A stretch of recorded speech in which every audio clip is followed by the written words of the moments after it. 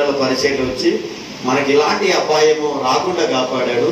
Source లేదు కదా, ఎక్కడి నుంచి ఏ ఆప్షన్ లేదు కదా అంటే పైన ఆప్షన్ ఉందిలే, ఏం భయపడకు అని ధైర్యపరిచాను. 3 గంటల నుండి 5 గంటల వరకు ప్రతిరోజు ప్రార్థన జరుగుతుంది. పాస్టర్తో కలిసి ఒక 10 మంది 15 మంది ఇంచుమించు 20 మంది జాయిన్ అవుతుంది. అది దాదాపు 3 సంవత్సరాలు కాబోతుంది ఆ ప్రార్థన టీము జరగబట్టి. ఆ ప్రార్థన చేసి ముగించింది, పడుకుంది. అప్పుడు కూడా సిద్ధపడుతుంది, ప్రార్థన చేసినావు కదా పడుకో అని. నేను తర్వాత లేస్తా. నేను 4 గంటలకు లేచి నా ప్రార్థన సమయాన్ని 6 గంటల వరకు చేసుకొని తర్వాత మాకు ఒక పశువు ఉంది, దాన్ని పాలు వినడానికి చర్చి కాడికి వెళ్ళిపోతాను. పడుకున్నాను, అట్లా 5:30కి అట్లా పడుకున్నాను. అక్కడ ఒక మెసేజ్ వచ్చిందండి. 5:30కే అందులో 10,000 రూపాయలు పడ్డాయి. హల్లెలూయా.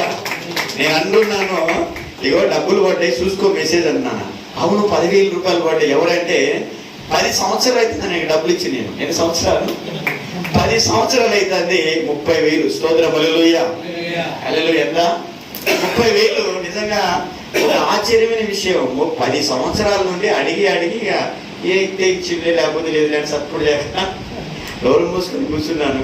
కానీ దేవుడు అద్భుతంగా ఆ ధనాన్ని ఆ సమయానికంటే దైవజం చెప్తున్నాడు, మనం ఎవరిని అడిగే అవసరం లేదు, డబ్బే మన దగ్గరికి.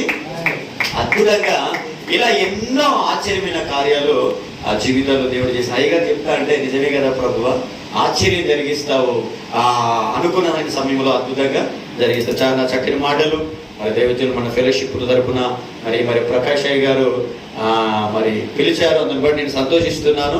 మరి ఈ విషయంలో మరి దేవాది దేవుడిని స్తుతిస్తున్నాను. చక్కని మాటలు చెప్పిన దైవజనులు మరొకసారి వందనాలు చెల్లిస్తూ కొన్ని ప్రార్థన చేద్దాం. మరి దేశం కోసం ప్రార్థన చేద్దాం, రాష్ట్రం కోసం